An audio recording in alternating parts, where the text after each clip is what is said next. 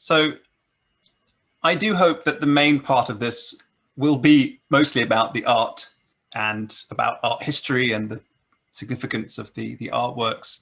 But I did want to set up a bit about the Hermitage and some of the interiors. So you've got to go back to Peter the Great, really, because he founded the city of St. Petersburg.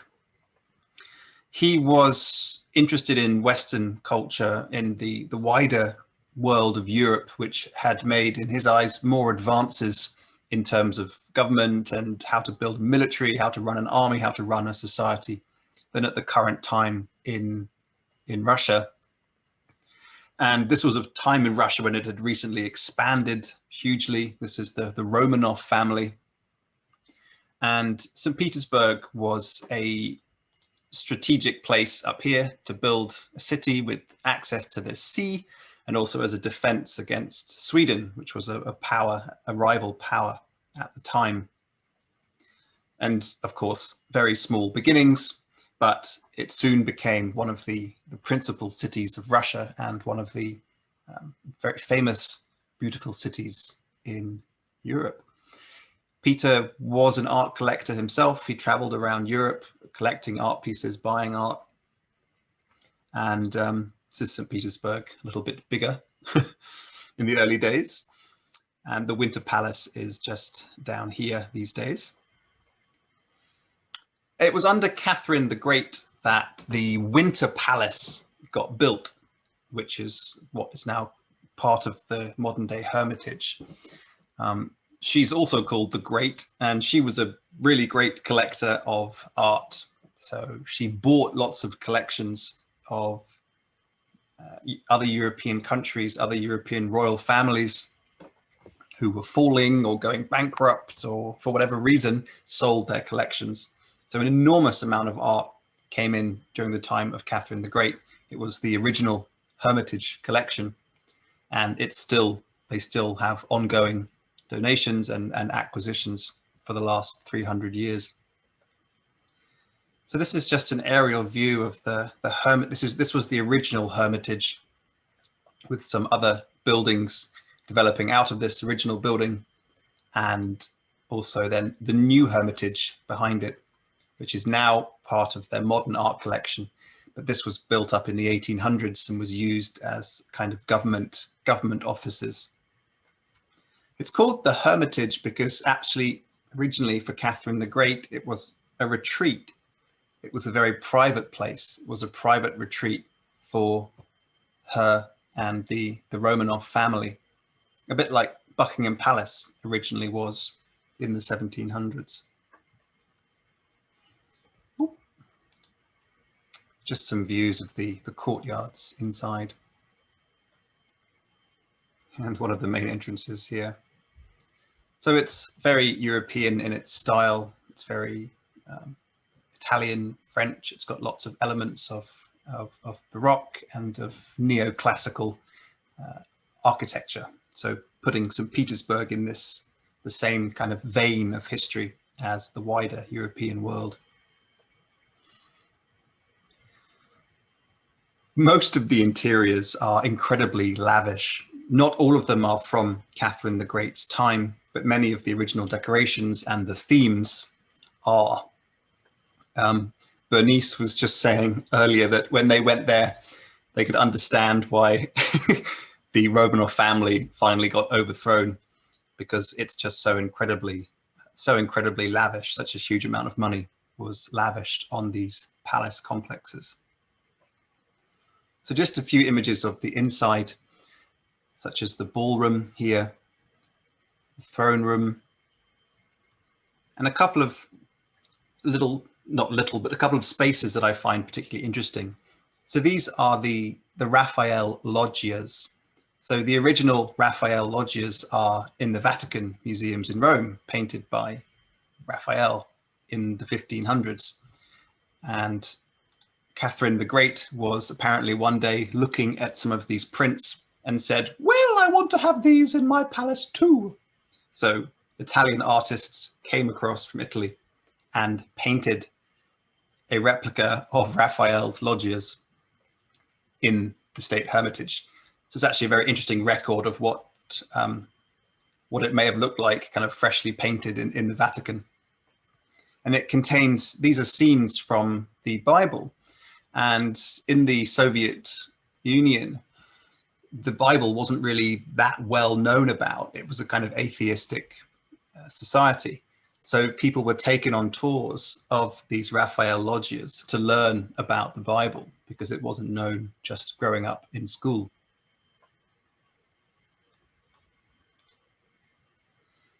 Then there's the Malachite room.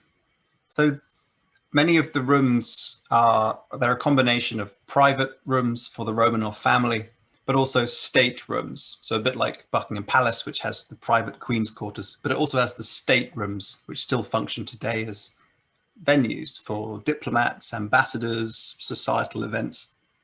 And this was the case here. But the Malachite room was one of the private rooms, which was a kind of meeting place between the state and the private. This is where the Romanov daughters would have their sort of wedding send-off and get dressed up in their dresses. The room is from the mid-1800s. There used to be another room in jasper before it. But so this room is all decked out in this green malachite, which is a really quite a lovely contrast with the gold. And just off from the malachite room is this dining room. So this was actually one of the most private areas for the Romanov family. It was just a place for them to retire. It's got these doors all around it. So it's sort of this little eye of the hurricane where they can have a quiet meal. And it was in this room in 1917, with the revolution, that the provisional government were having a meeting, and the revolutionaries stormed in. And actually there's a clock, just another view of this room.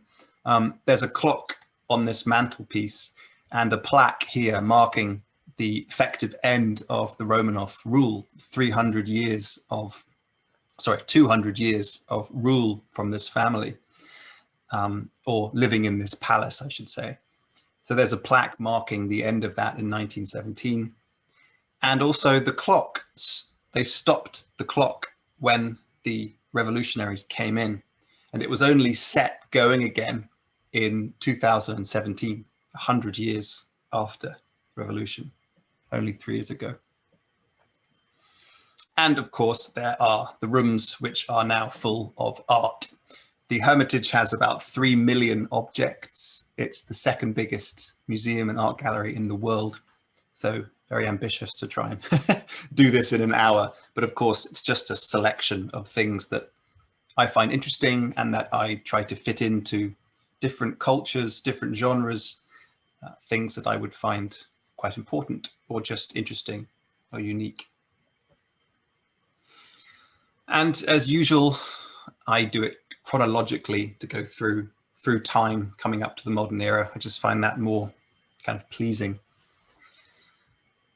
So the Scythian collection, the Hermitage has it has the best collection of Scythian objects in the world.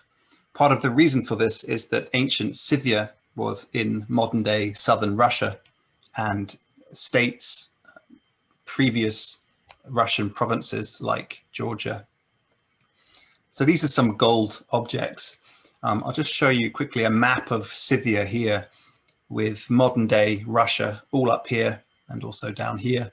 So about 2,500 years ago, there was this huge migration of these tribal cultures who were warrior-like, they were nomadic, they didn't want to be settled, but they had pretty developed culture, especially of decorative arts. So they had beautiful jewelry, especially with their gold. And this gold jewelry and their ornamentations had a huge influence on other cultures, as we'll see in a sec. So there are 2 objects here. One is an older reindeer, which is perhaps running, mid-running or lying down.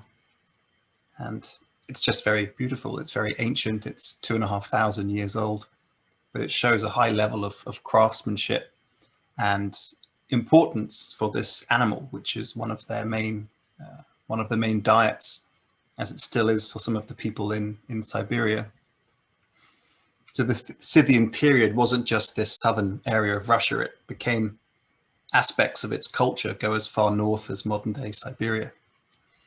Showing the links of these cultures is really interesting, because also in their collection they have this gold pin, which they think is was made by Greeks for the Scythians. It may also just be Scythian, but made in a more Greek style. So it shows this connection between Scythians and other ancient cultures. We only really know about the Scythians through writings from the Greeks and the Romans. The Scythians didn't write anything down, but it's a very fascinating topic because they're still doing lots of archaeology in Russia and other places where they're finding these burials with these objects. So this just to show how they influence other cultures. There's this reindeer I was talking about, and this is actually from the north of Europe, about 1,000 years after this was made, showing a very similar style of art. So this could be called something like Celtic, these tribal people in Europe, especially the north of Europe. And if you think about Celtic art, you might think of these swirls and animal patterns. So it's very interesting where these influences come from and merge together in history. They also have these fabulous belt buckles. So pretty impressive tribal chief or powerful warrior having this belt with these two huge buckles, showing the death and the reincarnation of a warrior. They also have the oldest rug in the world. So this is a 2,500-year-old rug, again from, I think it's southern Russia. Sorry, I'm not sure exactly where it's from, but it's got these lovely figures on it. It's quite childlike, but it's still a carpet style that you'd recognize, a kind of Persian carpet style.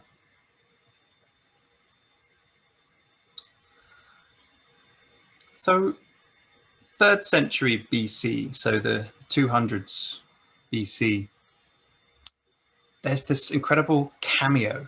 It's about 15 centimeters tall.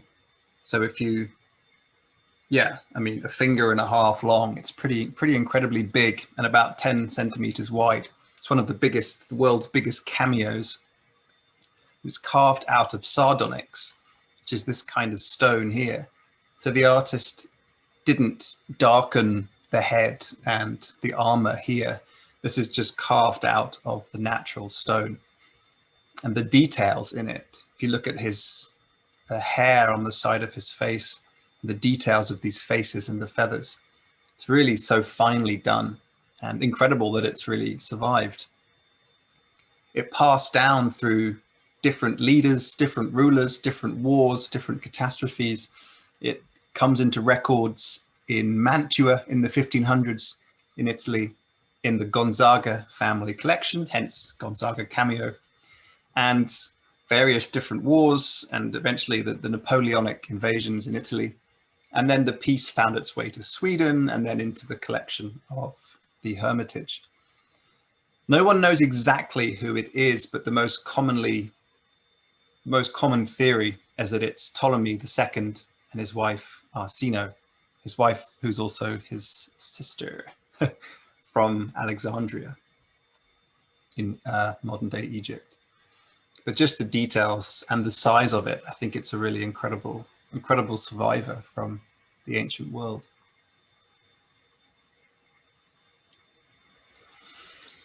Staying in this classical era of classical Greece, classical Rome, they have this Dionysus room, which is full of quite lovely statues, many of them Greek and also Roman copies of Greek sculptures. And I wanted to focus on this one because it has a very fascinating wider history. It's called the Torida Venus. And again, it's not entirely sure if it's a Greek original or a Roman copy, but the latest theories is that it's a Greek original from about 2,300 years ago.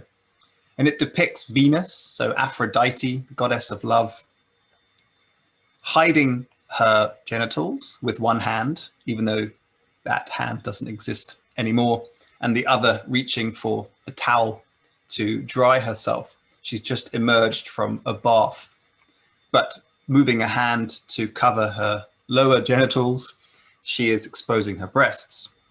And it was this epitome of beauty, of love, of sex, of recreation, procreation, I should say, not recreation, although you can recreate.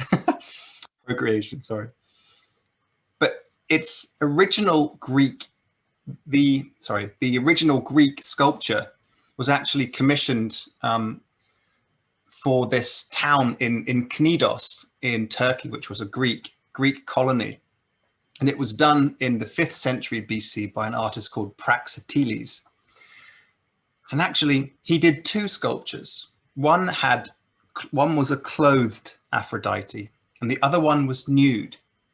And this nude sculpture was seen as taboo. Previously, there had only been male nudes. And so 2 cities chose from these sculptures, and Knidos actually ended up with the naked one because the other city thought that the naked one would be too taboo. But when it was installed in the Temple of Aphrodite here in Knidos, it became this sensation in the ancient Greek world, and actually in the Roman world afterwards. People flocked to see it. It became this incredibly powerful and sexual symbol of love and beauty, the goddess of love herself, in as close as you can get to human form. You can see the original statue portrayed on a coin from Knidos, showing how famous it was that it got put on their coinage. And this is just another view of the statue in the Hermitage. There's a lovely quote from Lucian, an ancient Roman writer, who writes about going to visit this statue. And he talks about going into the temenos of the temple, which is the sacred grove around it, like the garden of the temple. And he describes these lush fruit trees, and that people during festival times would go and flock to this garden and have all kinds of revelries under the gaze of this goddess of love. And then he talks about actually going into the temple and seeing the statue. When we had exhausted the charms of these places, we pressed on into the temple itself. The goddess stands in the center, her statue made of marble from Paros. Her lips are slightly parted. Nothing hides her beauty, which is entirely exposed, other than a furtive hand veiling her modesty. The art of the sculptor has succeeded so well that it seems the marble has shed its hardness to mold the grace of her limbs. So I find it really amazing with these ancient objects that they're not just often beautiful in themselves, but have this fascinating history that so many people in the world ever looked on this sculpture and the original sculpture in that same form, and just think of the kind of feelings and the emotions and the connotations that were awakened in people for the last 2,500 years. This female nude, by the way, was also a huge influence on female nudes for the next 2,500 years. Moving forward a bit to the Byzantine Empire, so based around Constantinople, modern day Istanbul in Turkey. This was the eastern section of the Roman Empire, which continued from 400-500 AD right up until about 1500 AD, after the Western Empire collapsed. It was Christian, and so a lot of the Byzantine art are these very Christian, quite simple scenes of Christ and other characters. This is one of the most copied icons in the world. The basic style of it and the actual content of Christ in this guise. It's from Mount Athos, which I'll get to in a sec, in Greece. So it's a hesychastic icon. So hesychasm was a Greek Orthodox practice, like a kind of aesthetic movement within the Greek Orthodox Church of achieving the Godhead, of accessing the soul of Christ or God through meditation on these images. So again, a bit like the statue we just looked at, the object itself has an enormous power in the eyes of a believer or someone who wants to create something inside themselves from looking at these paintings. So this object has a great draw, and apparently many people stop and they spend a lot of time looking at this image. It's called the Christ Pantokrator, which in Greek, Pantokratos, all-powerful. So this is Christ the Almighty. So it's from the 1300s, and it's from Mount Athos. Sorry, I'll get there in a sec, actually. Just to show you some of the details, it's got, you see these little flecks of paint on the side. These are these nice little inventions from the artist to bring this image more to life, to give it more of a powerful image. It's not kind of paint for a rave, I don't think. So it was found in Mount Athos in the 1800s.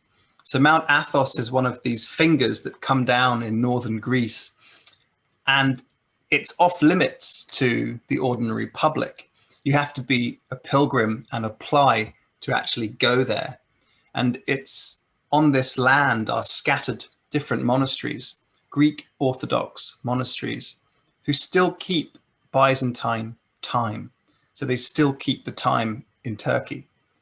And they are the last remaining vestige of the Byzantine angle onto the Greek Orthodox Church.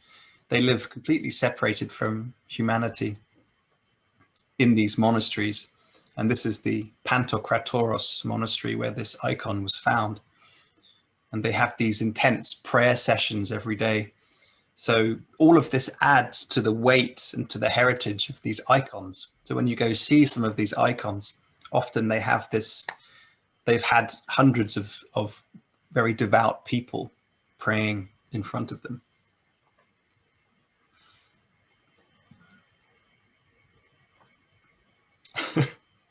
So a slightly different angle onto this hesychasm. So imbibing the soul of an object into your own life. This one is from their Mesoamerican section, and it's actually very, very unique in the world. It's a kind of badge that would have been worn by an eagle warrior who were the upper echelons, the elites of the Aztec society. And it had a little bell in it. So it's a hollow gold container with a little bell in it. So it would have got like ding, ling, ling, ling, ling, ling, ling, which may have been actually a much more terrifying sound that, you know, you might imagine today, because it would have heralded perhaps the arrival or the stamping, the war charge of these very brutal warriors. The eagle warriors, this was the way that the Aztec society conquered and maintained power. They didn't include other societies in their culture as far as we know, but it was a lot to do with this very brutal, fear-based eagle warrior class. Here's an image of these eagle warriors with their talons dressed up for battle. So it's just a really incredible object because it's so alien from the Western world in a way. It's, you know, the Aztecs didn't have contact with the West until Spanish came over. So there's this, again, just this quite alien culture in a way, even though it's human, with just these fierce, fierce eyes and this half eagle, half man figure, you know, staring out from history. I find it really, well, scary, but also quite powerful.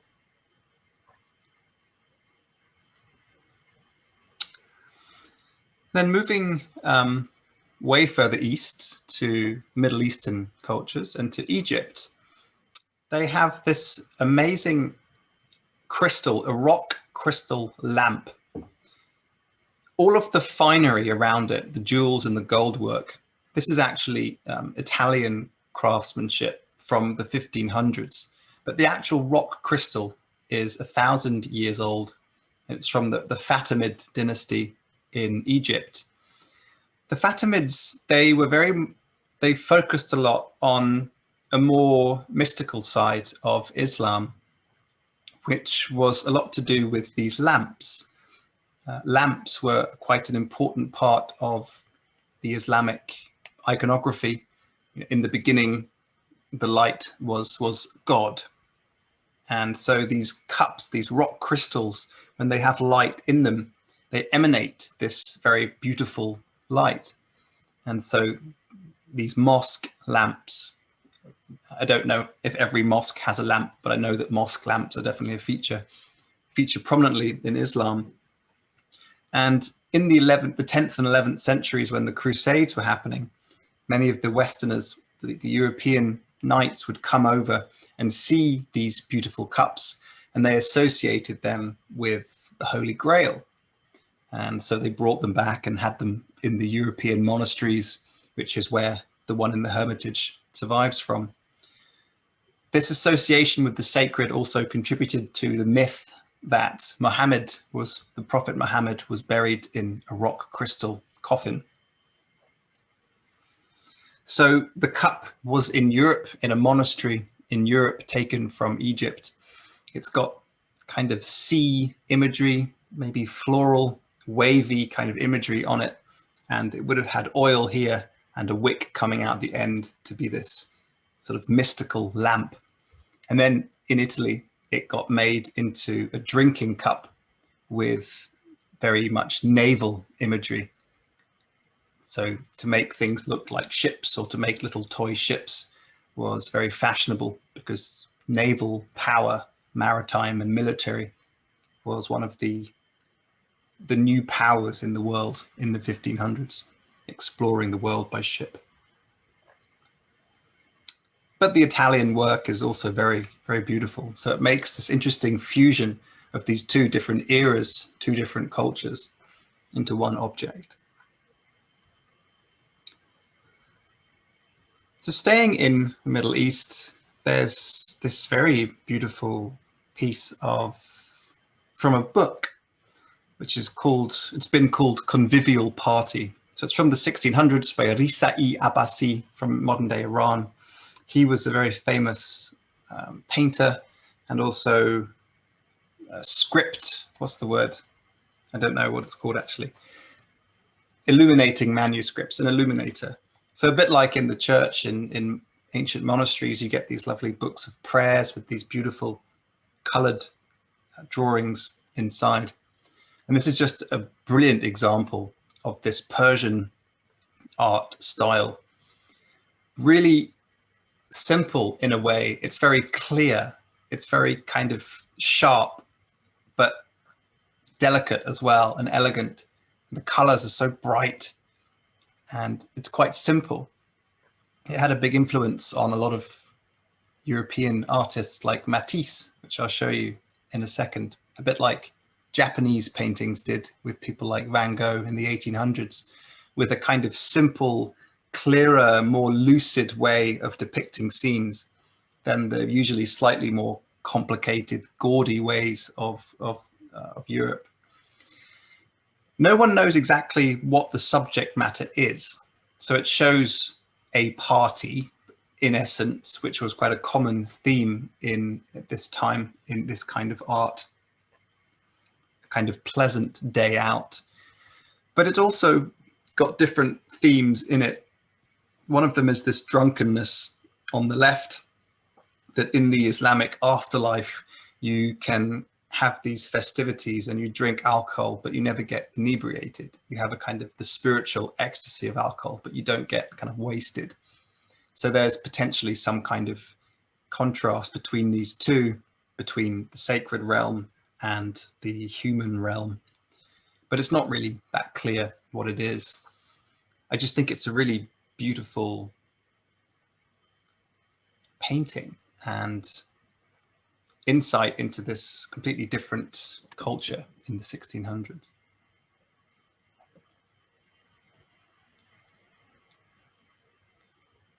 To show you the influence of it, this is The Painter's Family by Matisse, which is really influenced by this convivial party. This is also in the Hermitage collection.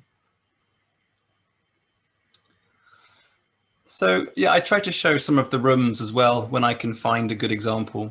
So here we have some works from the 1500s and a painting by El Greco, the Greek who was born on Crete, but then lived for most of his life in Toledo in Spain. He tried to get in with Philip II to be a kind of royal painter, but Philip II didn't really like his way of painting that much.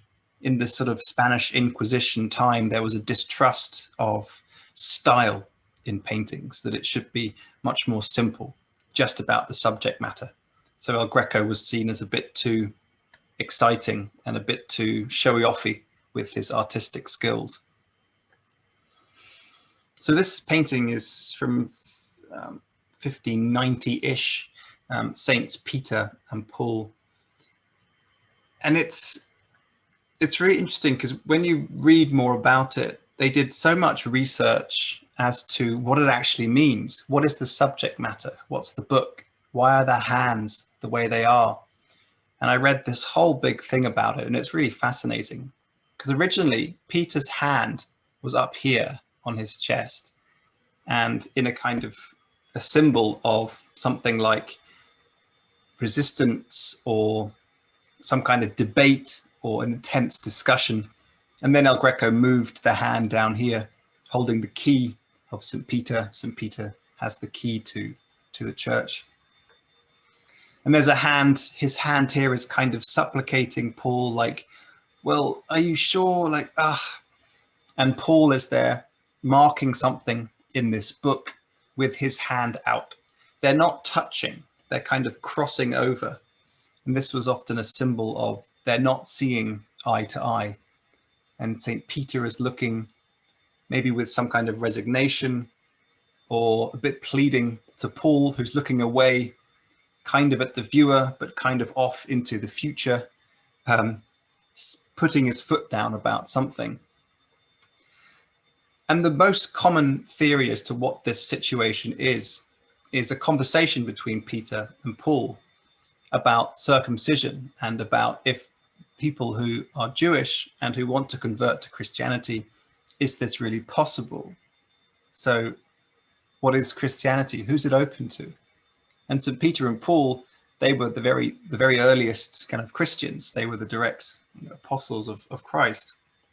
So there's this text from the epistle to the Galatians, which they think this book is, which is this moment when Paul says this: "For in Jesus Christ, neither circumcision nor uncircumcision is anything, but a new creation is everything. In that renewal, there is no longer Greek and Jew, circumcised and uncircumcised, barbarian, Scythian, slave and free, but Christ is all and in all." So if that is the meaning of the painting, I find it quite a powerful painting because it captures that in quite a subtle way, this tension between the two founders of the Christian church.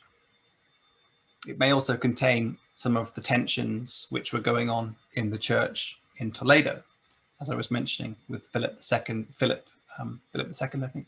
And there were lots of tensions within the church with the Spanish Inquisition and different elements of belief contrasting against each other. So I find it quite a charged, and it makes you think, it kind of brings you in a strange way.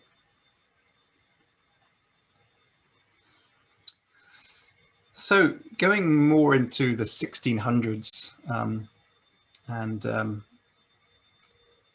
the opposite way from Italian, Spanish, kind of Baroque, flowery, Christian altar images, I really love the Dutch realists, especially in the 1600s. There was this fascination with a different kind of Christianity, which was much more Protestant. It wasn't about portraying Christ and the saints.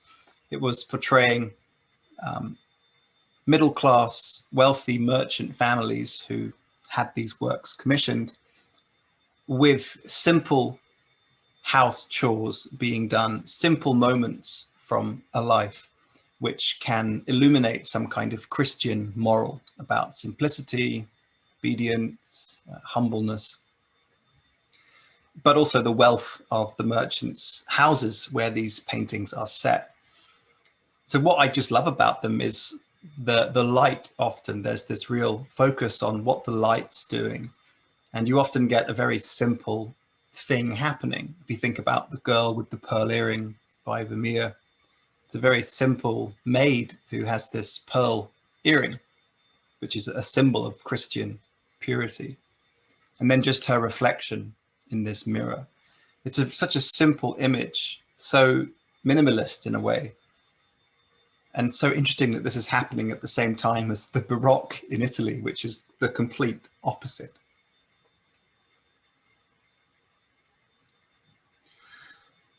Staying with the Dutch artists, we go to Rembrandt now. And one of the Hermitage Museum's kind of most famous, or one of its most talked about paintings, is The Return of the Prodigal Son here.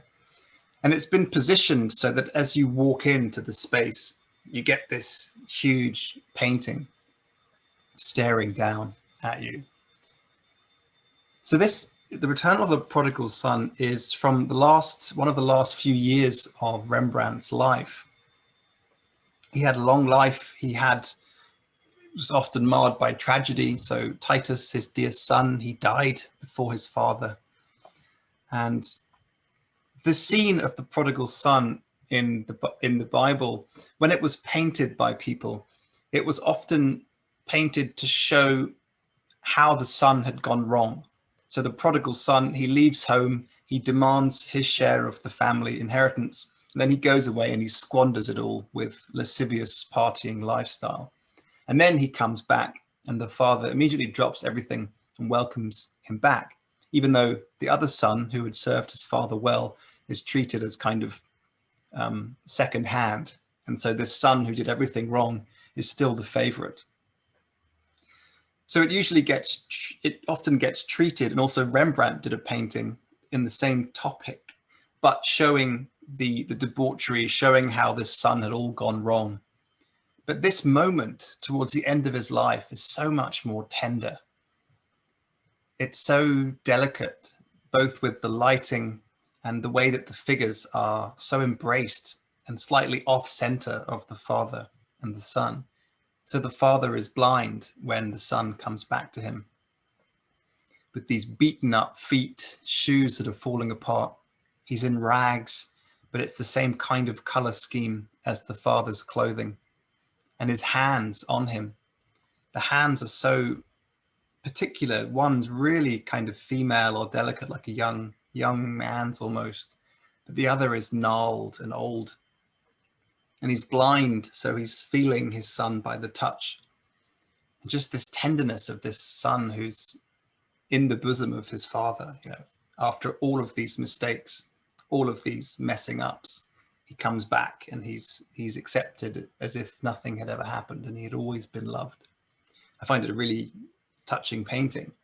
And apparently the director of the Hermitage Museum said that many priests and religious leaders ask for copies of this painting because they feel it has such a power to bring people the power of forgiveness and to encourage the power of forgiveness without judgment for the past sins. And then in a room which has this Raphael Loggias theme on the walls is The Three Graces by Antonio Canova. It's one of the most famous sculptures in the last few hundred years, certainly the most famous neoclassical sculpture. So the neoclassical style came after the Baroque, and the Baroque was all about certain moments full of a kind of energy and tension. And the neoclassical style was more delicate. It was trying to find some older, more wispy beauty, where the beauty could come out at you. You could see it in any kind of particular way that you wanted to.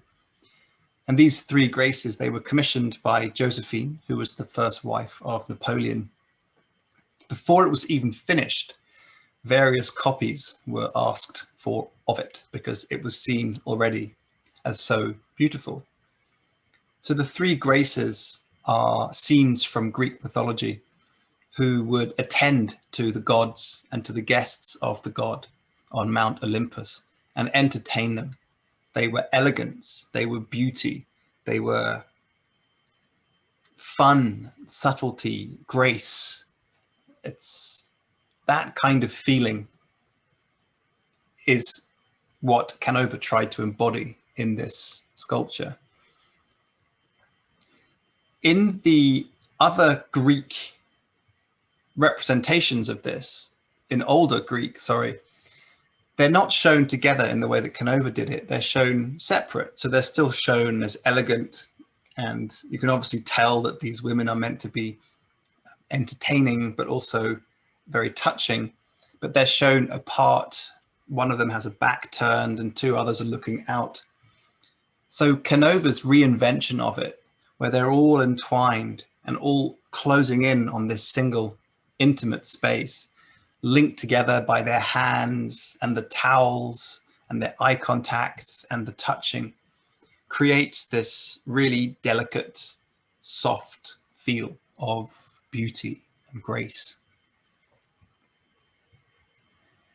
So this is just to show what I was talking about earlier, this contrast between the Baroque, so that the famous Ecstasy of Saint Teresa in Rome by Bernini, and a model of it is actually in the Hermitage Museum here, a working before he did the actual marble.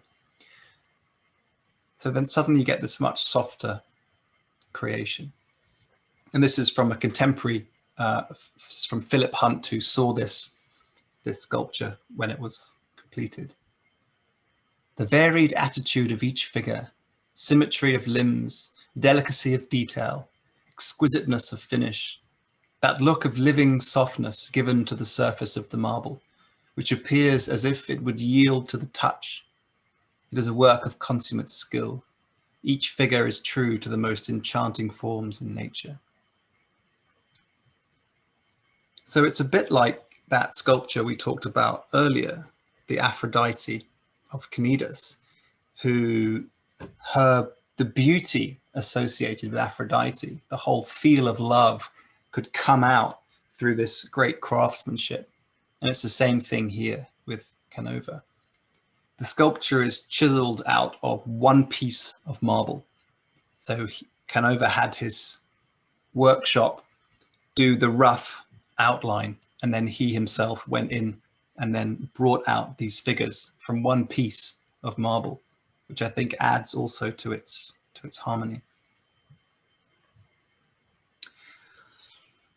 So coming up into the 1800s and the early 1900s with some impressionist and post-impressionist paintings, there's one very large triptych here by Pierre Bonnard called On the Mediterranean.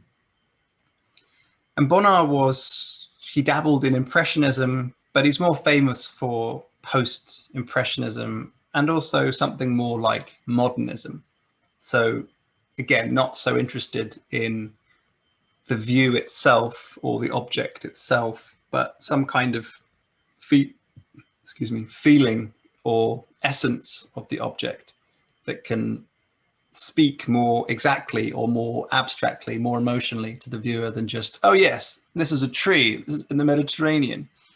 So the scene here, for me, creates this feeling of warmth, the smell of the sea air, of kind of a light breeze running through these trees, a heat, some kind of laziness.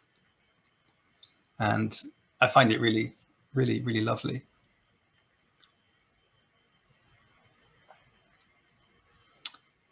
One of my favorite books when I was young, haven't read it in ages, is The Magus by John Fowles.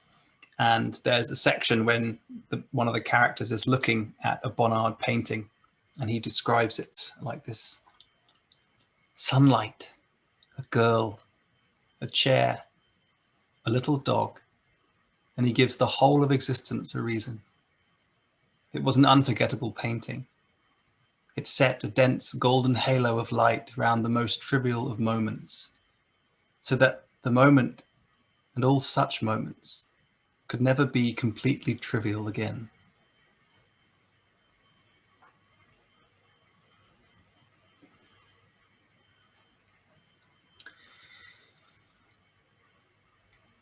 So this isn't just a piece of modern abstract art. It is one of the earliest pieces where you can actually see abstract art happening. So this is Composition 6 by Wassily Kandinsky. And he was working on this painting for 8 months. He was trying to capture something bursting into life, something like a birth, and then a baptism, but then also death and destruction.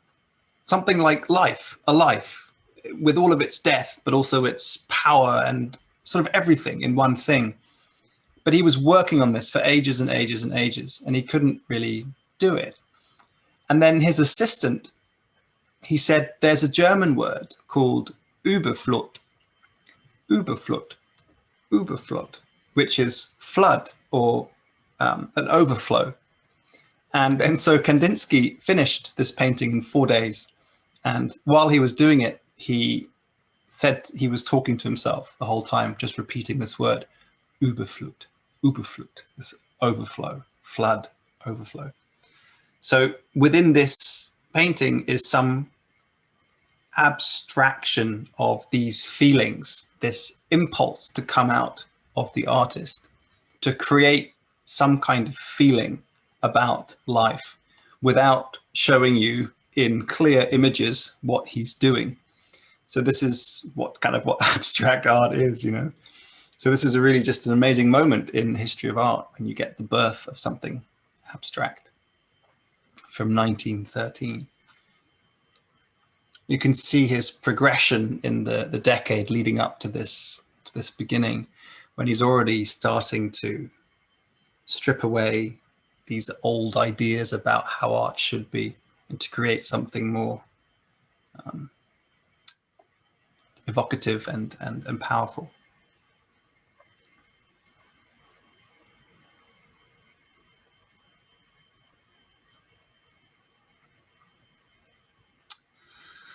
So,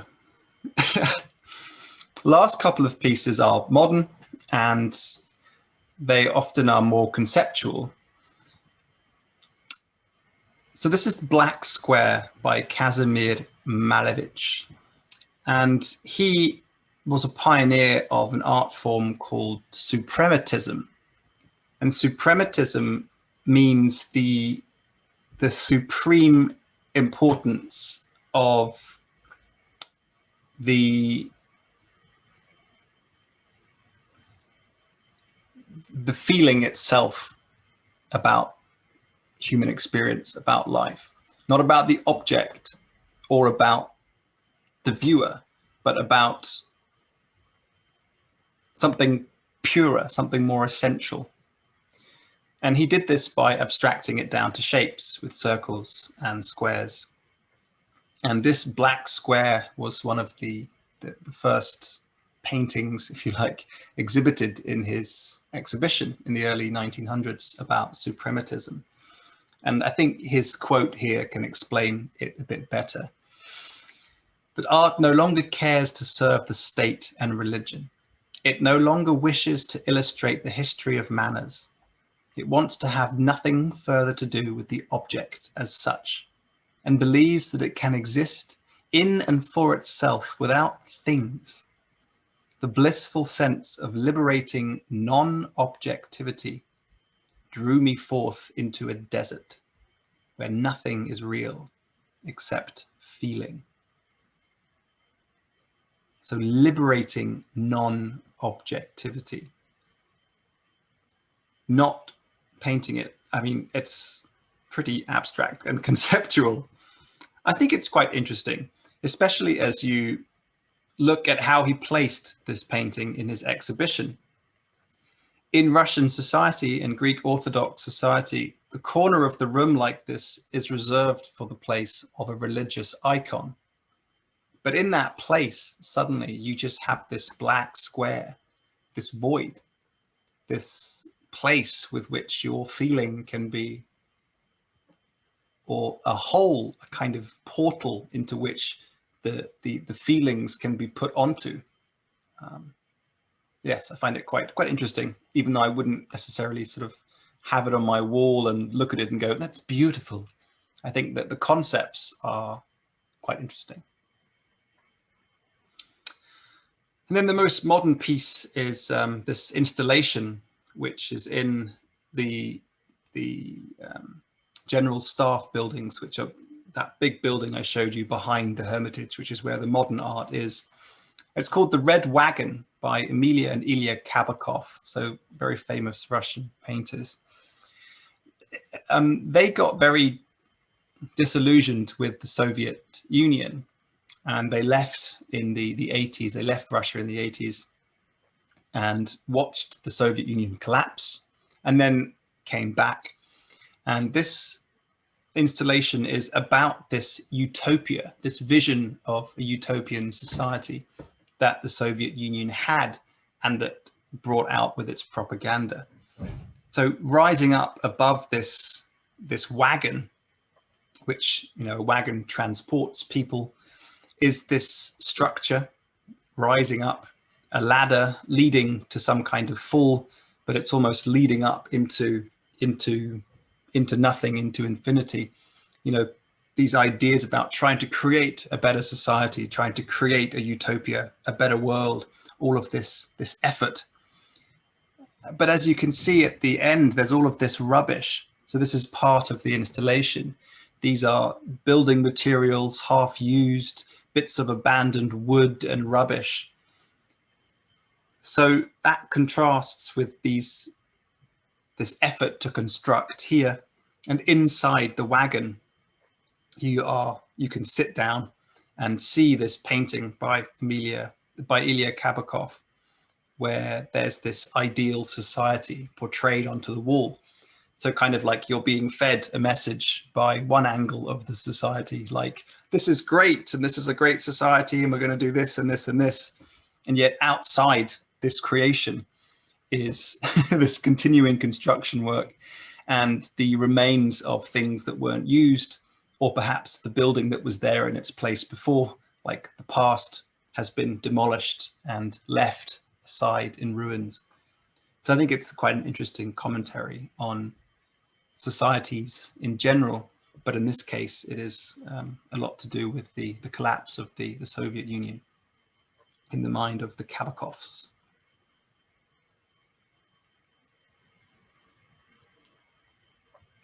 So the last piece I wanted to show you is not modern. It's from the 1700s, but it's another highlight of the museum, and it's the Peacock Clock.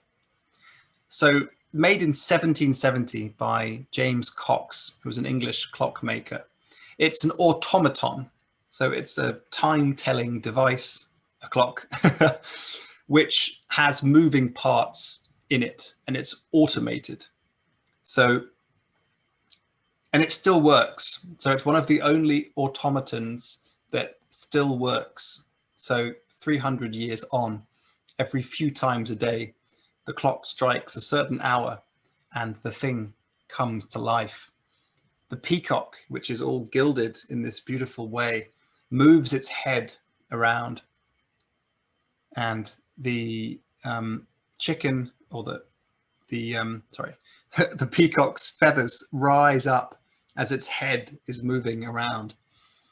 I mean, such a beautiful effect. And this would have been so amazing to people in the 1700s to see this happening, like some kind of magic trick out of these beautiful materials. The cock crows, and the owl swivels its head around. So it's really an amazing piece, and I'd recommend after this, just go onto YouTube and type in the Peacock Clock Hermitage and watch it in movement. It's really, really quite incredible that it existed and still exists and still working to this day.